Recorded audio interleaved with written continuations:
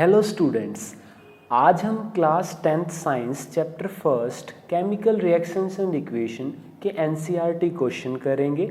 अगर अब तक आपको नहीं पता कि हम क्लास 10th की साइंस कैसे कवर करने वाले हैं तो इस वीडियो को अभी जाकर देखो।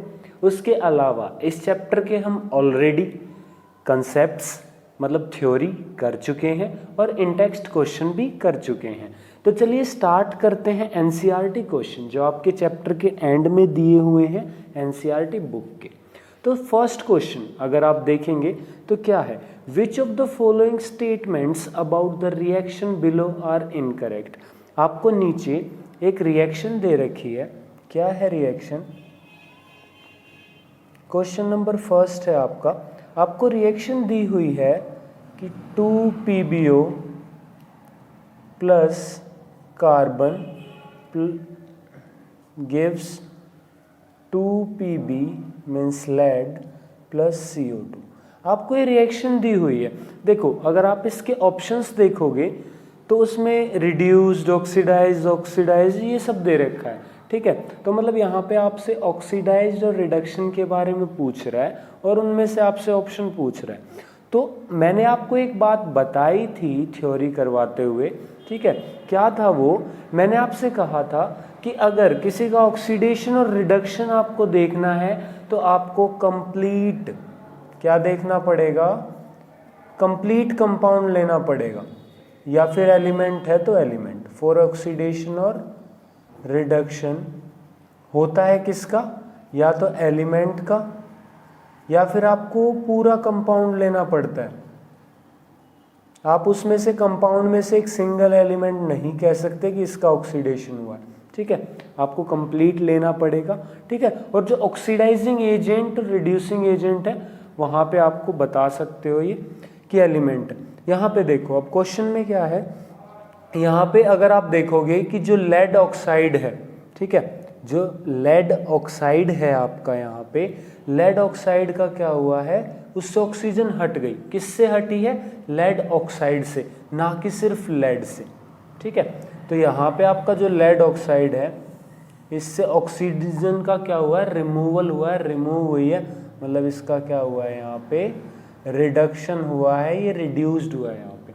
और कार्बन से क्या हुआ है, ऑक्सीजन अटैच हुई है, ऐड हुई है, तो इसका क्या हुआ है, यहाँ पे ऑक्सीडेशन हुआ है, ठीक है। तो आपका जो आंसर होगा इसका वो क्या होगा कि जो लेड ऑक्साइड है वो रिड्यूस हुआ है और जो कार्बन है वो ऑक्सीडाइज हुआ है। तो अगर आप ऑप्शन देखेंगे फर्स्ट में लेड इज रिड्यूस्ड, तो लेड नहीं, लेड ऑक्साइड रिड्यूस हुआ है, ठीक है। उसके बाद second, carbon dioxide is getting oxide, no, carbon is getting oxidise, तभी तो आपको कार्बन डाइऑक्साइड मिला है, ठीक है। थर्ड ऑप्शन है आपका कार्बन इज गेटिंग ऑक्सीडाइज, ठीक है, कार्बन ऑक्सीडाइज्ड हुआ है, ठीक है। फोर्थ है lead oxide is getting reduced, तो लेड ऑक्साइड का ही रिडक्शन हुआ है, तो ये ठीक है। तो यहाँ पे आपका जो आंसर है वो क्या हो जाएगा, इस क्वेश्चन का इनकरेक्ट पूछा है। करेक्ट पूछा होता तो होता C एंड D, तो यहाँ पे इनकरेक्ट पूछा है तो A एंड B जो है आपकी क्या है, इनकरेक्ट है। करेक्ट पूछता तो क्या आता, C एंड D आता, ठीक है। उसके बाद नेक्स्ट क्वेश्चन की तरफ चलते हैं, ठीक है। तो यहाँ पे आपसे A एंड B है इनकरेक्ट, तो ये आपका ऑप्शन नंबर फर्स्ट में है, ठीक है। यहाँ पे आंसर क्या हो जाएगा आपका, ऑप्शन फर्स्ट, ठीक है। सेकंड क्वेश्चन की तरफ अगर हम चलें तो सेकंड क्वेश्चन है आपको एक रिएक्शन दे रखी है और आपसे कह रहा है कि बताओ ये रिएक्शन किसका एग्जाम्पल है, ठीक है। अगर आप रिएक्शन को देखते हैं तो रिएक्शन दी हुई है आपको Fe2O3 plus 2 aluminium gives Al2O3 means aluminium oxide plus iron. तो यहाँ पे आपसे जो रिएक्शन दी हुई है इसके अंदर क्या है कि आयरन ऑक्साइड, ठीक है। आपको टाइप ऑफ रिएक्शन पूछा है तो मैंने आपको बताया हुआ है कि आप देखते ही बता सकते हो कि कौन सा टाइप ऑफ रिएक्शन है। कैसे, इधर देखो क्या है आपका लेफ्ट हैंड साइड, एक कंपाउंड प्लस एक एलिमेंट, और दूसरी तरफ है आपका एक कंपाउंड और एक एलिमेंट। और यहाँ पे ध्यान देने वाली बात क्या है कि जो इधर एलिमेंट था उसका कंपाउंड है और जो कंपाउंड में था वो अब एलिमेंट में है।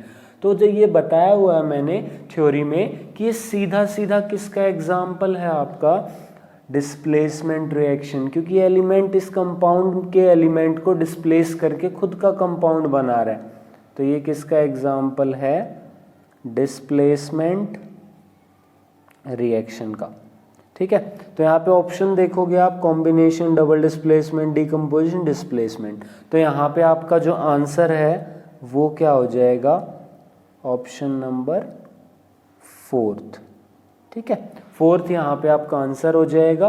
ठीक है, क्यों, वो मैंने आपको ऑलरेडी बता दिया। थर्ड क्वेश्चन देखोगे, what happens when dilute hydrochloric acid is added to iron filings. ठीक है, आपसे क्वेश्चन दे रखा है, ये कह रहा है कि भाई डाइल्यूट हाइड्रोक्लोरिक एसिड मतलब डाइल्यूट HCl वो आपने ऐड किया आयरन फिलिंग्स के अंदर, तो क्या होगा। देखो यहाँ पे सिंपल सी रिएक्शन है कि एक एसिड और मेटल की रिएक्शन हो रही है। ठीक है, यहाँ पे किसकी रिएक्शन हो रही है, मेटल प्लस एसिड। तो हमेशा याद रखना, बाकी second chapter acid basis and salts में मैं आपको पढ़ाऊंगा। ठीक है, बाकी फिर भी अभी के लिए याद रखो कि जब भी एक एसिड और मेटल की रिएक्शन होती है तो आपको क्या मिलता है, यहाँ पे उस मेटल का सॉल्ट मिलता है प्लस हाइड्रोजन गैस रिलीज होती है। ठीक है, तो ये बात आपको याद रखनी है। तो इसी को ही ध्यान में रखते हुए आप ऊपर वाली रिएक्शन को कंप्लीट कर दोगे कि डाइल्यूट HCl, तो यहाँ पे आयरन का बनेगा सॉल्ट, तो आयरन क्लोराइड बनेगा।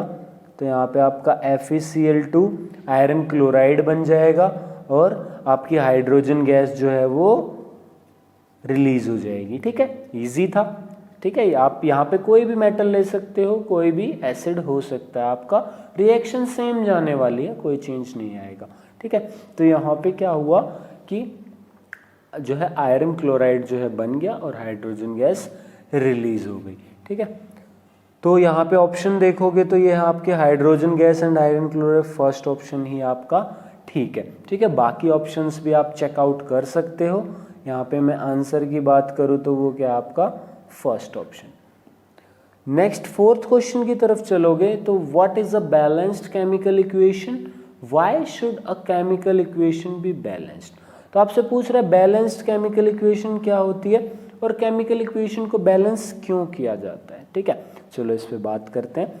तो बैलेंस केमिकल रिएक्शन थ्योरी में हमने पढ़ा था कि क्या होती है, एक ऐसी केमिकल इक्वेशन जिसके अंदर जो number of atoms on left hand side and number of atoms on right hand side वो क्या हो, इक्वल हो। मतलब जो रिएक्टेंट साइड है और जो प्रोडक्ट साइड है दोनों ही तरफ क्या रहेंगे, आपके नंबर ऑफ एटम सेम रहने चाहिए। ठीक है, उसे हम कहते हैं बैलेंस केमिकल इक्वेशन।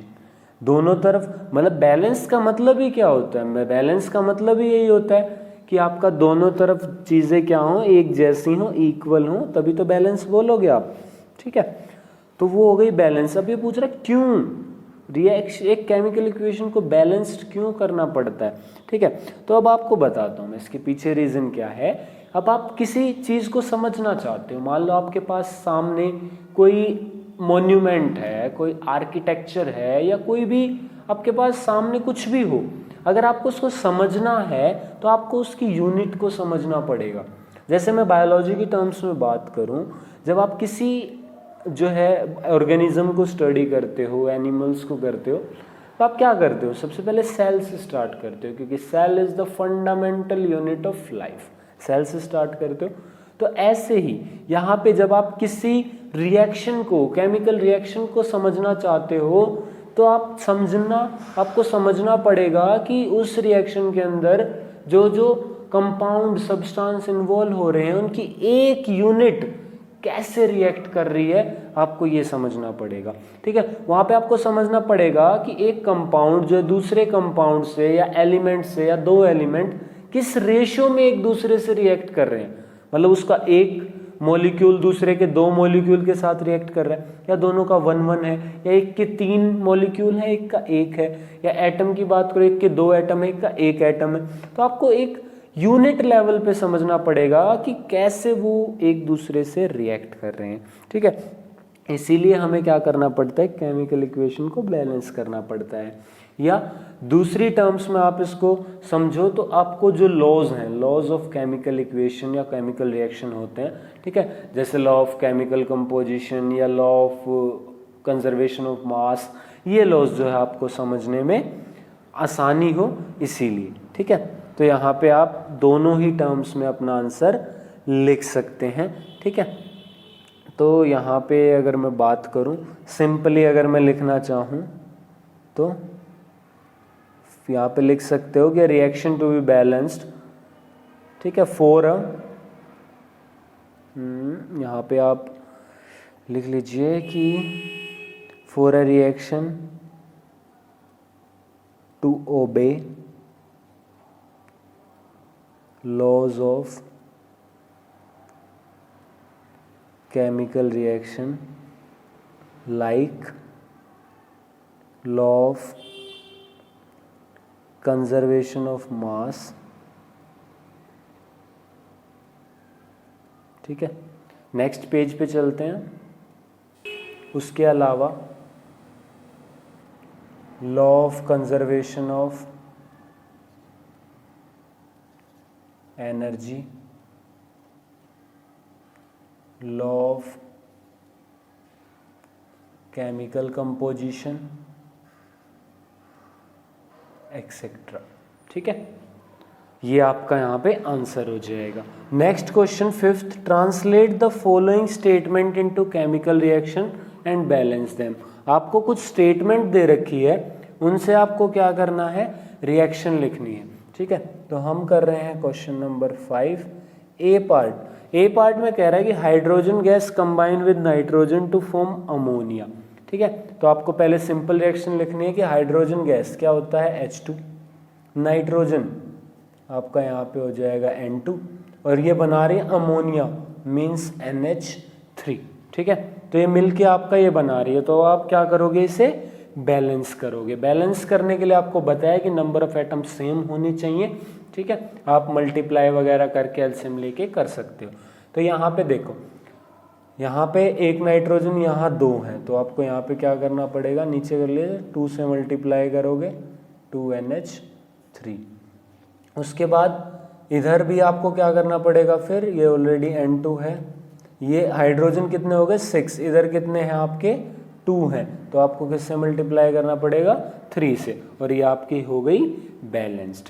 उसके बाद सेकंड पार्ट अगर आप देखते हो तो सेकंड पार्ट में आपसे कह रहा है कि हाइड्रोजन सल्फाइड, हाइड्रोजन सल्फाइड, तो हाइड्रोजन सल्फाइड सल्फर की जो है वैलेंसी होती है 2, तो ये आ जाएगा H2S प्लस। आपसे कह रहा है gas burns in air to give water and sulphur dioxide. अब एयर में बर्न होगी तो क्या होगा, ऑक्सीजन के साथ, क्योंकि बर्निंग कंबशन ऑक्सीजन की प्रेजेंस में होते हैं। तो ये आपको क्या दे रही है, बर्न होके वाटर और सल्फर डाइऑक्साइड, तो ये दे रही है आपको वाटर और सल्फर डाइऑक्साइड, ठीक है। तो आपको इसे देखना है कि क्या ये बैलेंस है। यहाँ पे 2 हाइड्रोजन, यहाँ पे 2 हाइड्रोजन, सल्फर 1, उधर 1, ऑक्सीजन 2, उधर 3 है, इधर ऑक्सीजन 2 है, उस तरफ 3 है। तो यहाँ पे देखिए दोनों ही प्राइम नंबर है, तो मैंने कहा है कि आपको एलसीएम लेना पड़ेगा। तो इस तरफ आपको 3 से मल्टीप्लाई करना पड़ेगा और उस तरफ आपको 2 से मल्टीप्लाई करना पड़ेगा। तो यहाँ पे आप 3 से करोगे तो 3O2, और यहाँ पे आपको कितना होगा 3 2 6, तो 2 ऑलरेडी है, तो आपको 2 यहाँ पे करना पड़ेगा, तभी आपकी ये बैलेंस होगी। उसके बाद देखिए बाकी चीज़ें बैलेंस हैं क्या, अगर यहाँ पे आप करते हो, ठीक है, 2H2O 3O2 2 हुआ है, हाँ, ठीक है। तो अब यहाँ पे आप हाइड्रोजन कितने हो गए 4, तो यहाँ पे आपको 2 से मल्टीप्लाई करना पड़ेगा। सल्फर भी 2 हो गए, तो उसको भी 2 से करोगे 2SO2। ये रिएक्शन आपकी बैलेंस हो गई है, आप इसको देख सकते हो, ठीक है। अब मैं बात करूं थर्ड की, सी पार्ट। सी पार्ट में कह रहा है barium chloride reacts with aluminium sulphate. Barium chloride. Barium chloride का फॉर्मूला इतनी बार देख चुके हो, BaCl2। Aluminium sulphate, aluminium sulphate का फॉर्मूला पहले भी बताया था मैंने, क्या होता है, Al2SO4 होल थ्राइस। तो ये रिएक्ट करके दे रहे हैं एल्यूमिनियम क्लोराइड और बैरियम सल्फेट। तो एल्यूमिनियम क्लोराइड AlCl3 और बैरियम सल्फेट BaSO4।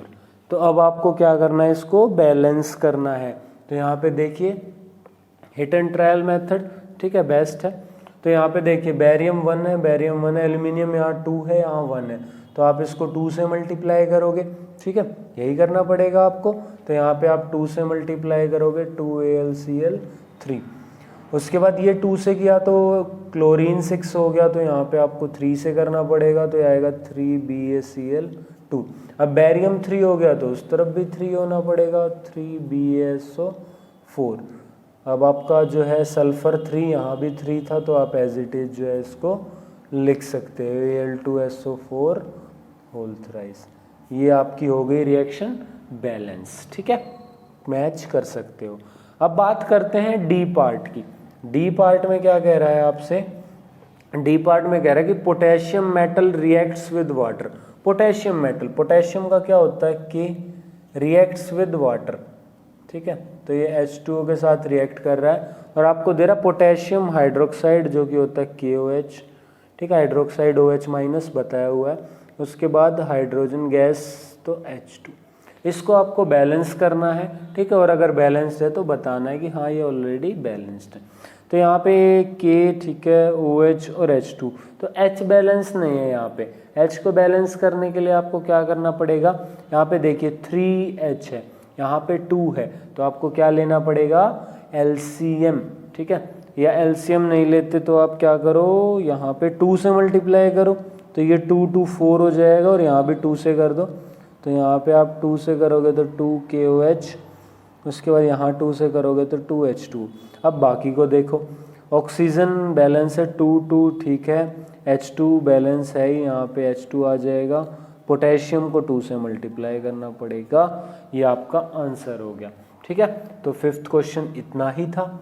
अब मैं बात करूँ 6th क्वेश्चन की, तो वो है आपका balance the following chemical equation. In chemical equation को आपको बैलेंस करना है, ठीक है। तो चलिए साथ में बैलेंस करते हैं। Question number 6, A part. A part में आपको गिवन है HNO3 plus CaOH whole twice, ये आपका कैल्शियम नाइट्रेट, उसके बाद प्लस वाटर, ये है आपका क्वेश्चन, ठीक है भाई। तो इसको आपको क्या करना है, बैलेंस करना है सिंपली। तो इसको अगर आप बैलेंस करते हो तो देखो यहाँ पे आपका एक H2 2 3, इस तरफ है 2। मेटल से स्टार्ट कर सकते हो, यहाँ पे कैल्शियम, कैल्शियम ऑलरेडी बैलेंस है। ऑक्सीजन को देखोगे, ठीक है, तो देखो कि यहाँ पे कैसे होगा, H ट्वाइस है, यहाँ पे H थ्राइस है, तो यहाँ पे 2 से मल्टीप्लाई करोगे, यहाँ से 2, तो H क्या हो जाएगा, दोनों तरफ 4 हो जाएगा, ठीक है। तो सिंपली इधर आप 2 से मल्टीप्लाई करो और सिंपली इधर 2HNO3। अब देखो, अब यहाँ पे H जो है बैलेंस हो गया। अब बात करूँ नाइट्रोजन, नाइट्रोजन यहाँ पे ट्वाइस है, यहाँ भी ट्वाइस है। उसके बाद बात करूँ कैल्शियम, कैल्शियम ऑलरेडी यहाँ पे बैलेंस्ड है। तो सारी चीज़ें यहाँ पे बैलेंस है, तो आप इनको एज इट इज़ लिख दो, क्योंकि सारी चीज़ें यहाँ पे बैलेंस हो चुकी हैं। ऑक्सीजन भी देख सकते हो, ऑक्सीजन यहाँ पे 2 और 3 to the 6 to 8, यहाँ पे देखोगे तो 2 और 6 8, तो ऑलरेडी बैलेंस है, कोई दिक्कत वाली बात यहाँ पे नहीं है। बी पार्ट अगर यहाँ पे आप देखते हो तो वो है आपका NaOH, सोडियम हाइड्रोक्साइड। आपको इनके नाम भी पता होने चाहिए, सल्फ्यूरिक एसिड, और ये आपको दे रहा है sodium sulphate plus water H2। इसको आपको क्या करना है, बैलेंस करना है।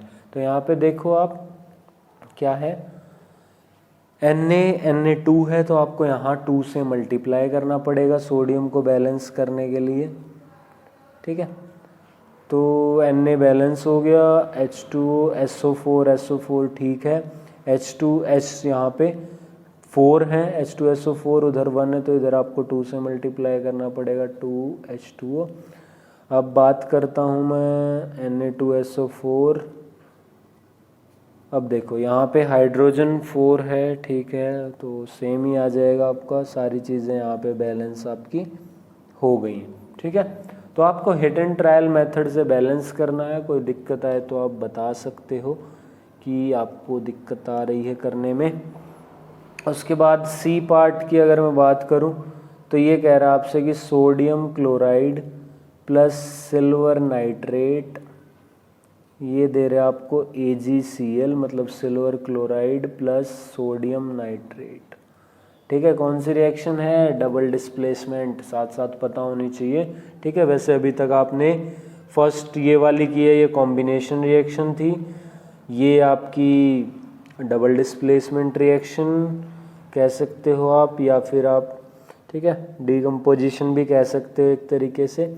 ये आपकी डबल डिस्प्लेसमेंट, ये आपकी डिस्प्लेसमेंट, ये डबल डिस्प्लेसमेंट, ये सारी डबल डिस्प्लेसमेंट। तो देखो यहाँ पे, ठीक है, सोडियम 1 ठीक है, Ag 1 ठीक है, NO3 Cl ऑलरेडी बैलेंस्ड है केमिकल रिएक्शन, तो यहाँ पे क्या है, ऑलरेडी बैलेंस्ड है। तो चलिए फोर्थ पार्ट देखते हैं। फोर्थ पार्ट अगर आप देखोगे तो फोर्थ पार्ट में ये कह रहा है आपसे डी पार्ट, BaCl2 प्लस, मतलब barium chloride plus sulphuric acid, barium sulphate plus hydrochloric acid reaction balance करनी है आपको। तो यहाँ पे देखो बैरियम H2, उस तरफ एक H है, तो यहाँ पे 2 से मल्टीप्लाई करोगे आप बैलेंस करने के लिए, 2HCl, ठीक है, SO4, बाकी सारी चीज़ें ऑलरेडी बैलेंस्ड हैं, तो आपको कुछ नहीं करना, सिंपली क्लोरीन ऑलरेडी बैलेंस हो गया है हाइड्रोजन के साथ, तो ये आपकी हो गई रिएक्शन बैलेंस्ड, ठीक है। 7th क्वेश्चन में कह रहा है आपको स्टेटमेंट गिवन है, कह रहा है right the balanced chemical equation for the following reaction. आपको कुछ रिएक्शंस दे रखी हैं और आपको क्या करना है, उनके लिए बैलेंस्ड रिएक्शन लिखनी है, ठीक है। तो यहाँ पे आप देखो फर्स्ट क्वेश्चन आपको गिवन है, क्वेश्चन नंबर 7, फर्स्ट पार्ट में आपसे कह रहा है कैल्शियम हाइड्रोक्साइड, तो फॉर्मूला क्या होता है भाई, CaOH होल ट्वाइस, ठीक है। आपको अगर फॉर्मूले बनाने नहीं आते तो बता देना, मैं 9th का रिवाइज करवा दूंगा जहाँ पे आपने फॉर्मूले बनाने सीखे थे, लिखने सीखे थे। तो calcium hydroxide plus carbon dioxide, ये मिलके दे रहे हैं आपको कैल्शियम कार्बोनेट प्लस वाटर। तो इसको बैलेंस करना है, तो इसको बैलेंस कैसे करोगे आप, वही आपको नंबर ऑफ एटम बराबर करने हैं। तो यहाँ पे देखो कैल्शियम, ठीक है, ऑक्सीजन 2 और 2 4, तो इधर आपकी 3 और 1 4, उसके बाद कार्बन हाइड्रोजन ऑलरेडी बैलेंस है केमिकल रिएक्शन यहाँ पे आपकी, ठीक है। अगर कुछ बैलेंस नहीं है तो बताओ फटाफट, देखते हैं। कैल्शियम हाइड्रोजन आपका 2, उधर भी 2, ऑक्सीजन आपकी 4 ऑलरेडी बैलेंस है केमिकल रिएक्शन, आपको कुछ भी करने की ज़रूरत नहीं है यहाँ पे, ये क्या है, ऑलरेडी बैलेंस्ड, ठीक है। उसके बाद नेक्स्ट पार्ट में आपसे कह रहा है, सेकंड पार्ट में आपसे कह रहा है ये कि जिंक, Zn होता है सिंबल, सिल्वर नाइट्रेट जो कि AgNO3 होता है, ठीक है, पीछे भी हमने देखा था, ये मिलके दे रहे हैं जिंक नाइट्रेट। जिंक नाइट्रेट का फॉर्मूला पता होना चाहिए, क्या होता है, ZnNO3 होल ट्वाइस। तो उसके बाद कह रहा है सिल्वर प्लस Ag, इसको आपको बैलेंस करना है। तो इसको अगर आप बैलेंस करोगे, नंबर ऑफ एटम्स चेक करो क्या दोनों तरफ सेम है या नहीं है। तो यहाँ पे आप देखोगे जिंक NO3 ट्वाइस, तो आपको यहाँ 2 से मल्टीप्लाई करना पड़ेगा, 2 AgNO3, ठीक है। जिंक सेम है, कोई दिक्कत नहीं है, यहाँ पे ZnNO3 होल ट्वाइस और यहाँ पे ट्वाइस Ag है, तो यहाँ पे 2 Ag आपका आ जाएगा। तो रिएक्शन हो गई आपकी बैलेंस्ड। अब देखो थर्ड पार्ट की तरफ, थर्ड पार्ट में आपसे कह रहा है ये कि भाई एल्यूमिनियम प्लस कॉपर क्लोराइड, तो ये कह रहा है आपसे aluminium plus copper chloride CuCl3 copper chloride, ठीक है। ये एल्यूमिनियम क्लोराइड जो कि होता है AlCl3 और साथ में आपसे दे रहा है ये कॉपर Cu, तो इसे बैलेंस करना है। सिंपल है, AlCl3 ऑलरेडी बैलेंस्ड है केमिकल रिएक्शन आपकी। एक मिनट, यहाँ पे कॉपर क्लोराइड का फॉर्मूला होता है भाई CuCl2, तो इसको थोड़ा सा करेक्ट कर लेना। तो इसको अगर आप बैलेंस करोगे तो यहाँ पे ये हो जाएगा, देखो बाकी सारी चीज़ें क्लोरीन नहीं है तो 2 3 एलसीएम लेना पड़ेगा, इसको आपको 3 से मल्टीप्लाई करना पड़ेगा और इसको 2 से। अब बाकी को बैलेंस कर दो, कॉपर वहाँ पे 3 है तो यहाँ पे 3Cu, एल्यूमिनियम वहाँ पे 2 है तो 2Al, ये हो गई आपकी बैलेंस। उसके बाद फोर्थ पार्ट है इसका, ये पार्ट भी 3 था आपका। फोर्थ पार्ट आपका बेरियम क्लोराइड मतलब BaCl2 plus potassium sulphate K2SO4। उसके बाद आप इस फॉर्मूले कैसे बनाते हैं वैलेंसी वगैरह के लिए, आप पीरियोडिक टेबल वाली भी वीडियो देख सकते हो, वहाँ से भी आपको क्लियर हो जाएगा। तो ये बेरियम सल्फेट प्लस आपका पोटेशियम क्लोराइड KCl, ठीक है, इसको आपको बैलेंस करना है।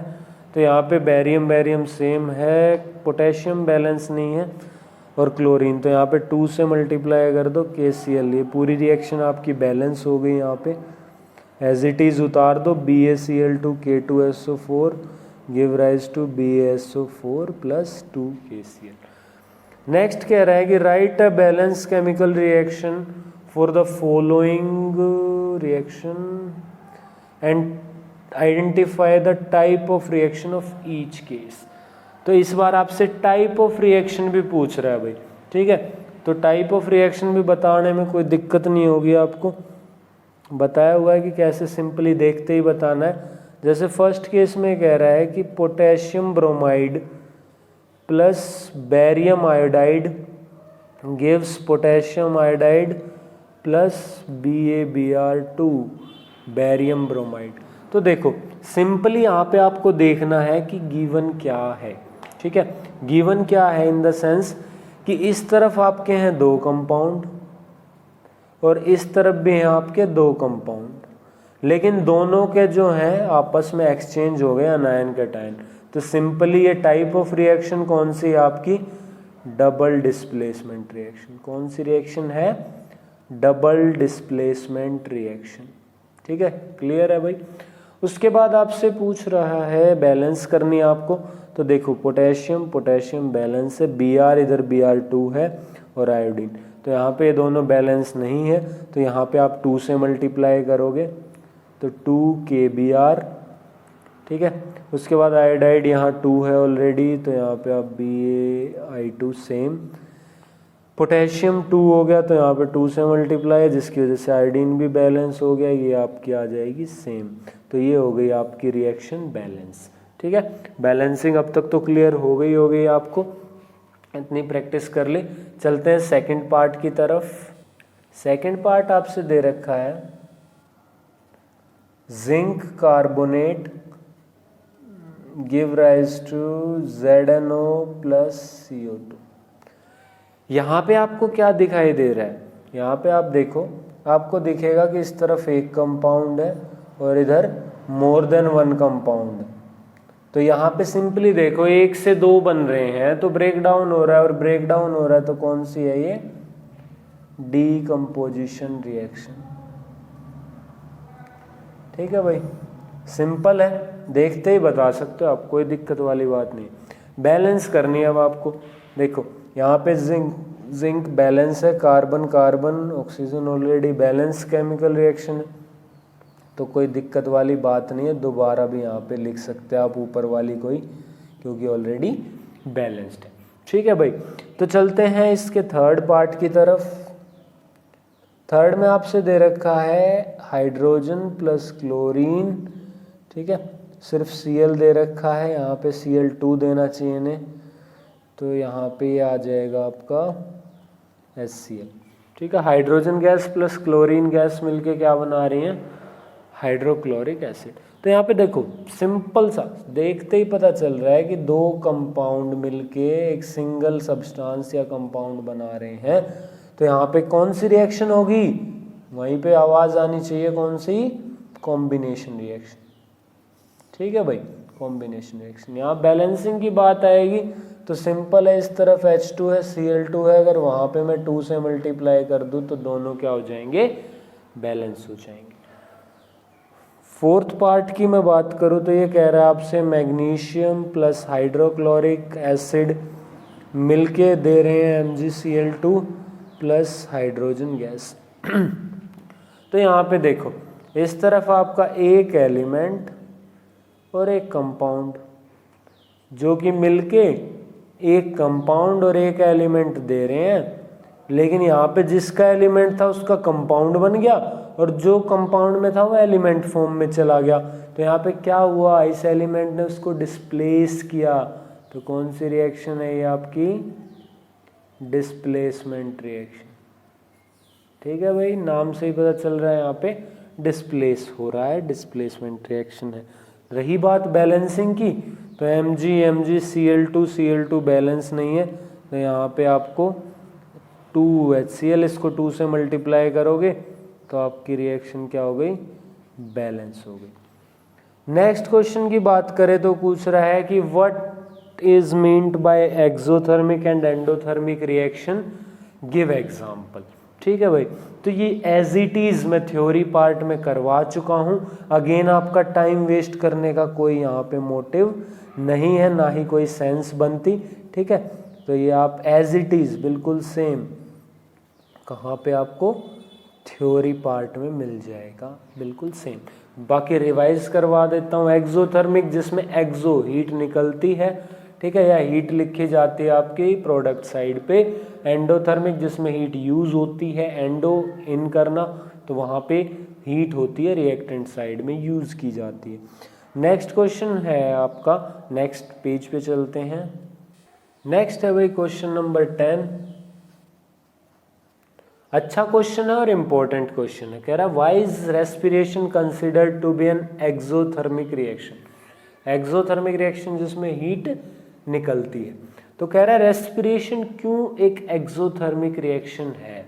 तो सबसे पहले रेस्पिरेशन, ठीक है, मैंने एग्जाम्पल में भी बताया था आपको, एक्सोथर्मिक रिएक्शन के एग्जाम्पल में बताया था कि जो रेस्पिरेशन है उससे क्या होता है, जो ग्लूकोज आपकी बॉडी के अंदर स्टोर हुआ है उसका होता है ब्रेकडाउन।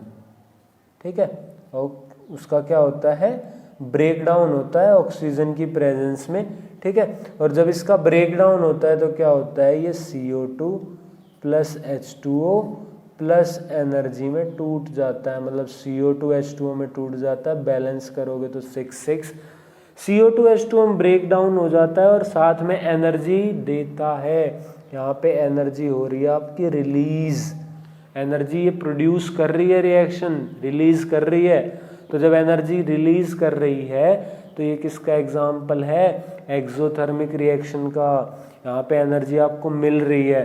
ठीक है, लिख सकते हो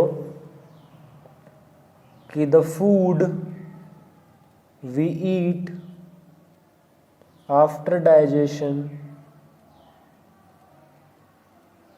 is stored in form of glucose during respiration। ठीक है, ड्यूरिंग रेस्पिरेशन, या आप स्पेशली भी लिख सकते हो सेलुलर रेस्पिरेशन। ठीक है, 6 चैप्टर जो लाइफ प्रोसेसेस है वहाँ पे हम इसके बारे में बात करेंगे कि क्या होता है सेलुलर रेस्पिरेशन, मतलब रेस्पिरेशन टाइप्स क्या होते हैं ये सब। तो ड्यूरिंग रेस्पिरेशन क्या होता है, ऑक्सीडेशन ऑफ ग्लूकोज, या कह सकते हो break down of glucose results in carbon dioxide, water and release और प्रोडक्शन ऑफ एनर्जी। अगर आगे बात करो तो this energy is used in formation of ATP molecules. ठीक है, एटीपी मॉलिक्यूल्स क्या होते हैं? ये होती है आपकी currency of energy. Currency of energy है आपकी, फुल फॉर्म होती है एडिनोसाइन ट्राइफॉस्फेट। ठीक है, तो आपका यहाँ पे क्या हुआ, एनर्जी रिलीज हुई है, इसीलिए किसका एग्जाम्पल है, एक्सोथर्मिक रिएक्शन का। नेक्स्ट आपसे कह रहा है क्वेश्चन नंबर 11 कि why are decomposition reaction called the opposite of combination reaction, right equation for decomposition reaction. तो आपसे कह रहा है कि कॉम्बिनेशन रिएक्शन डीकम्पोजिशन रिएक्शन का अपोजिट क्यों कहा जाता है। सिंपल सा क्वेश्चन है भाई, क्वेश्चन नंबर 11। अब देखो डीकम्पोजिशन रिएक्शन में क्या होता है, ड्यूरिंग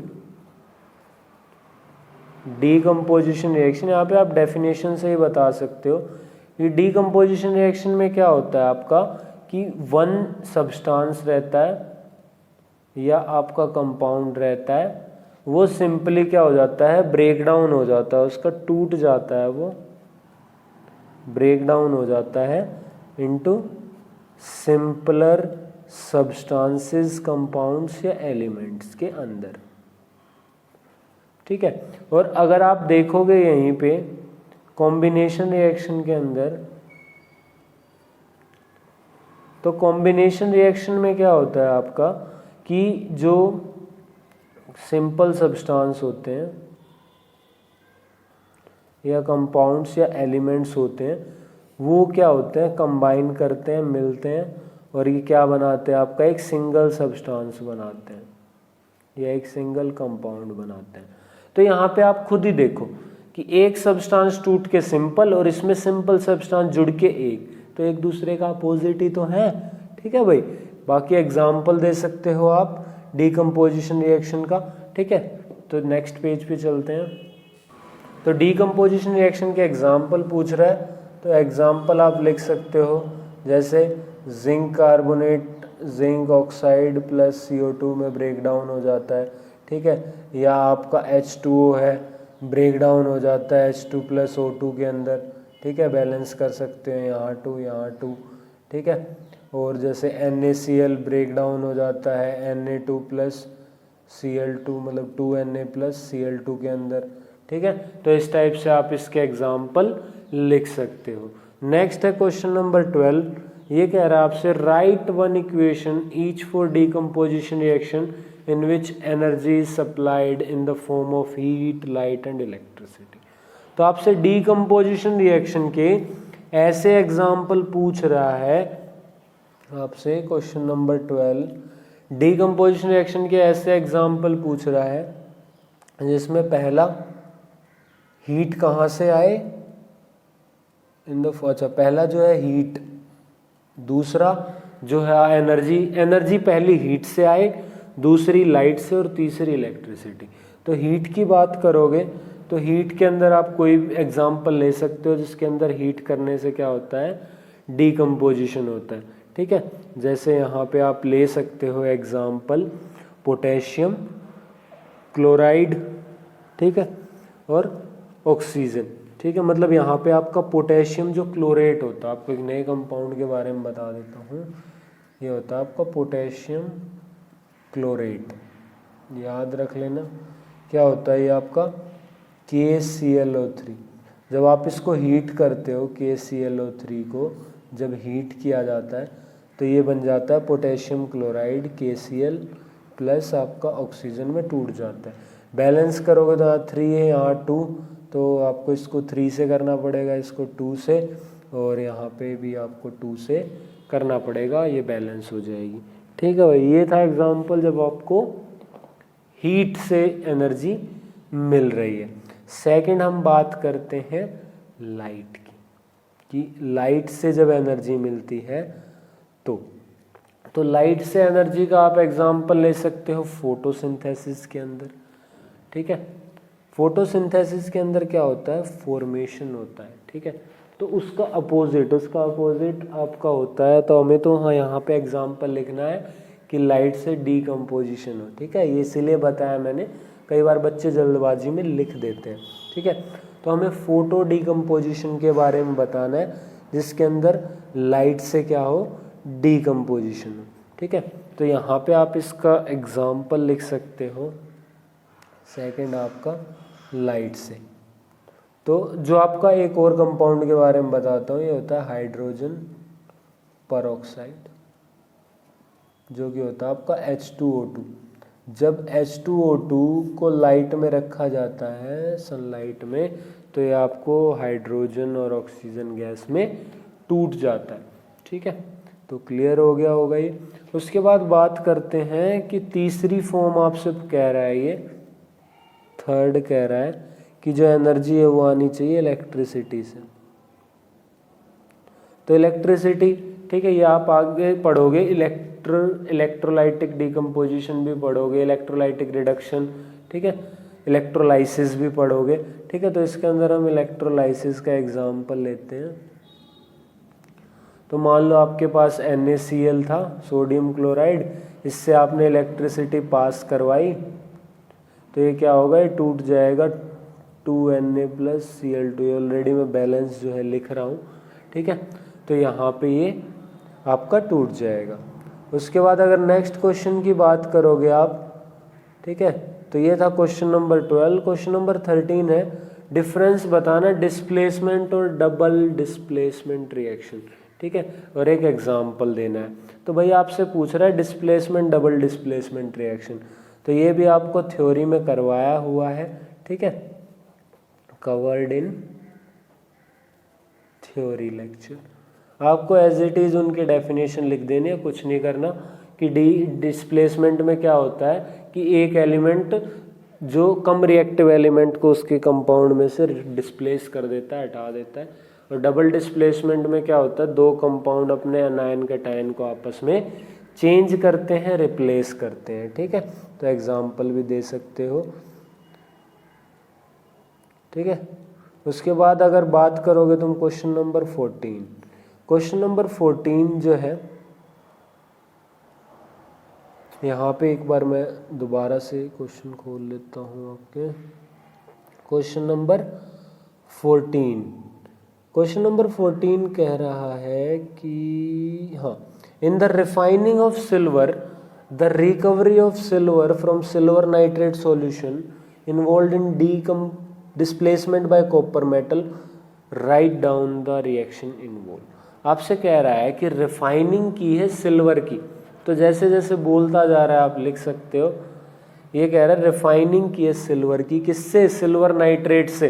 तो सबसे पहले आप सिल्वर नाइट्रेट का फॉर्मूला लिखोगे AgNO3 यूजिंग कॉपर मेटल। तो कॉपर इसको डिस्प्लेस कर रहा है, और कॉपर डिस्प्लेस करेगा तो कॉपर क्या करेगा, कॉपर खुद का नाइट्रेट बनाएगा और Ag को अलग कर देगा। इसकी आपको बैलेंस रिएक्शन लिखनी है, मैंने सिंपल लिखी है अभी।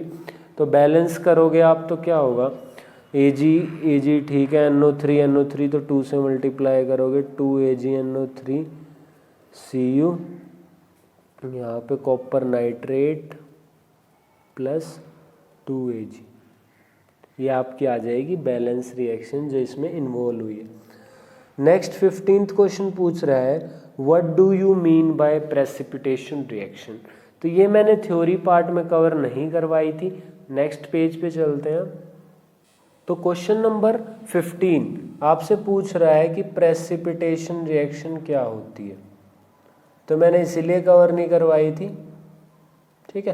प्रेसिपिटेशन रिएक्शन यहाँ पे आपसे पूछी गई है क्वेश्चन की फॉर्म में, तो हम यहीं पे इसका आंसर देख लेते हैं, ठीक है।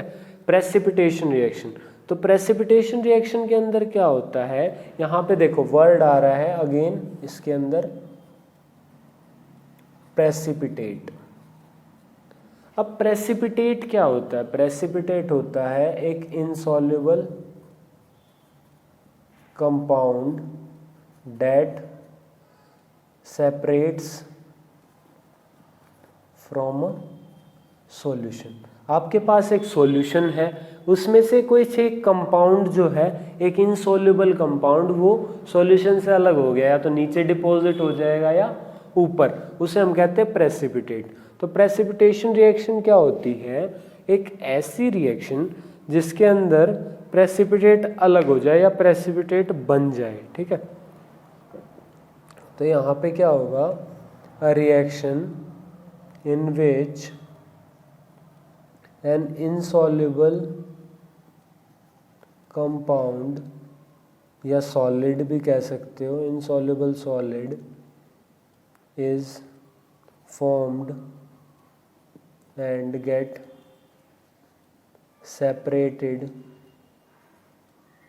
from the solution, ठीक है। उसे हम क्या कहते हैं? is called precipitation reaction। उसे हम कहते हैं प्रेसिपिटेशन रिएक्शन। अगर इसका एग्जाम्पल की बात करोगे तो यहाँ पे मोस्टली जो आपको एग्जाम्पल मिलेंगे वो डबल डिस्प्लेसमेंट के एग्जाम्पल मिलेंगे, क्योंकि डबल डिस्प्लेसमेंट के अंदर ही क्या होता है? एक कंपाउंड इनसॉल्युबल होता है दूसरे में, और वो प्रेसिपिटेट की फॉर्म में आ जाता है, ठीक है। तो यहाँ पे एग्जाम्पल की बात करें हम, तो एग्जाम्पल आपका iron chloride plus ammonium hydroxide, ये आपका बनाते हैं iron hydroxide plus ammonium chloride, ठीक है। यहाँ पे मैं इनके नाम भी लिख देता हूँ, अगर आपको आयरन क्लोराइड, यहाँ पे कई बार वैलेंस इनकी जो ऑक्सीडेशन नंबर है वो लिखते हैं कि आयरन 3 क्लोराइड, ऐसे आपको मिल जाएगा बुक के अंदर, ठीक है। तो वो ऑक्सीडेशन नंबर लिखते हैं इनका, जो कि मैं आपको पहले ही बता चुका हूँ कि मैंने करवाया ऑक्सीडेशन नंबर, आप जाके देख सकते हैं, ठीक है। जब मैंने पिछली बार करवाया था केमिकल रिएक्शन इक्वेशन, उसके पार्ट 4 के अंदर। ये है आपका अमोनियम हाइड्रोक्साइड,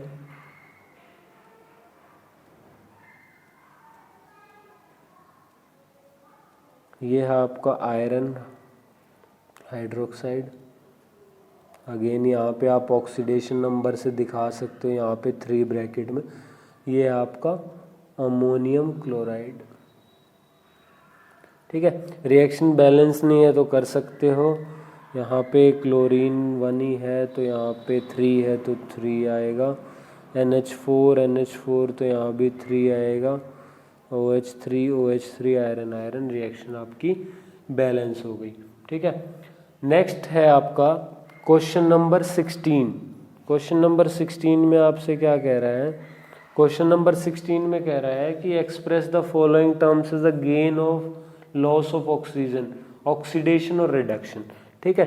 तो भाई ये क्वेश्चन भी मैं आपका कवर करवा चुका हूँ थ्योरी पार्ट में, कि ऑक्सीडेशन क्या होता है इन टर्म्स ऑफ गेन और लॉस ऑफ ऑक्सीजन। तो ऑक्सीडेशन क्या होता है? गेन ऑफ ऑक्सीजन, ठीक है। आप एक एग्जाम्पल भी दे सकते हो ऐसे। रिडक्शन क्या होता है? लॉस ऑफ ऑक्सीजन, क्योंकि यहाँ पे सिर्फ ऑक्सीजन की टर्म्स में पूछ रहा है आपसे, ठीक है। एग्जाम्पल भी दे सकते हो आप यहाँ पे, कोई दिक्कत नहीं है। उसके बाद 17th क्वेश्चन, इंपॉर्टेंट क्वेश्चन है, कई बार पूछा गया है आपसे एग्जाम में बार बार, कि शाइनी ब्राउन कलर्ड एलिमेंट, एक शाइनी ब्राउन कलर का एलिमेंट, और ब्राउन कलर के ज़्यादातर होते हैं मेटल। तो शाइनी ब्राउन कलर्ड एलिमेंट है एक्स, हीट करने पे ब्लैक कलर का हो रहा है, किस मेटल का? हीट करने पे बनता ऑक्साइड, ठीक है भाई, सीधी बात है। मेटल को हीट करोगे क्या बनेगा? ऑक्साइड। और मेटल ऑक्साइड जो ब्लैक होता है और कॉमन है वो है आपका कॉपर ऑक्साइड, ठीक है। तो यहाँ पे जाहिर सी बात है, जो मेटल है वो क्या होगा? एक्स, यहाँ पे कॉपर होगा, ठीक है। तो उसकी रिएक्शन आपसे लिखवाएगा ये, ठीक है। तो name the element and black colour compound, तो रिएक्शन ही लिख देते हैं। तो यहाँ पे आपका कॉपर को जब हीट किया गया ऑक्सीजन की प्रेजेंस में, ठीक है, तो ये क्या बनाएगा? कॉपर ऑक्साइड Cu, ठीक है। बैलेंस कर सकते हो, यहाँ 2 आएगा और यहाँ भी 2 आएगा, ठीक है। तो ये X है आपका कॉपर, और जो ब्लैक कलर का कंपाउंड बना वो क्या है? कॉपर ऑक्साइड, ठीक है भाई। उसके बाद नेक्स्ट अगर हम बात करें क्वेश्चन नंबर 18, क्वेश्चन नंबर 18 है why do we apply paint on iron articles. ठीक है, क्वेश्चन नंबर 18 आपका why do we apply paint on iron articles. तो बताया है आपको कि आयरन आर्टिकल्स पे पेंट वगैरह हम चैप्टर नंबर 3 में भी पढ़ेंगे कोरोजन से बचाने के लिए। ठीक है, तो क्यों, to prevent it from corrosion, या आयरन का है सिर्फ तो आप यहाँ पे कह सकते हो रस्टिंग, रस्टिंग से बचाने के लिए। ठीक है, रस्टिंग या कोरोजन से बचाने के लिए आप डिटेल्ड में लिख सकते हो, कोई दिक्कत नहीं है। नेक्स्ट है क्वेश्चन नंबर 19। क्वेश्चन नंबर 19 आपसे कह रहा है कि वाई ऑयल और fat containing item are flushed with nitrogen. ये ऑलरेडी कवर करवा चुका हूं मैं, टू प्रिवेंट रेंसिडिटी। ठीक है, ये ऑलरेडी कवर करवा चुका हूं, टू प्रिवेंट रेंसिडिटी। ठीक है, कवर्ड इन थ्योरी। तो बैलेंसिंग वगैरह के क्वेश्चन थे, बाकी तो ये सारे क्वेश्चन हमने थ्योरी सेक्शन में कवर कर ही लिए हैं। क्वेश्चन नंबर 20 कह रहा है कि explain the following terms corrosion and rancidity. तो ये भी ऑलरेडी आपका कवर कर चुका हूँ मैं, already covered in theory lecture. ठीक है, फिर भी आपको कुछ पूछना है तो आप कमेंट कर देना। ठीक है, मैं आपको पहले ही बोला हुआ है कि डाउट सेशन के लिए आपको क्या करना है, आपको सिंपली नीचे कमेंट कर देना है, आपको कमेंट में भी आंसर मिल जाएगा। उसके अलावा जैसे ही आपकी डाउट इकट्ठा होती हैं 4 to 5 डाउट, मैं एक डाउट लेक्चर बना दूंगा, कोई प्रॉब्लम नहीं है, बिल्कुल डिटेल जो में आपको मिलेगा यहाँ पे सपोर्ट, कोई दिक्कत नहीं है। ठीक है, पूरा आपको करवाया जाएगा। जब एक बार बोल दिया कि आपको कंप्लीट करवाया जाएगा A to Z, तो A to Z ही करवाया जाएगा। ठीक है, तो मिलते हैं नेक्स्ट लेक्चर में। नेक्स्ट लेक्चर में आपको इस चैप्टर के कंप्लीट नोट्स मिल जाएंगे, तो आप वहाँ से जो है नोट्स ले सकते हैं। तो तब तक के लिए bye, thank you, have a nice day.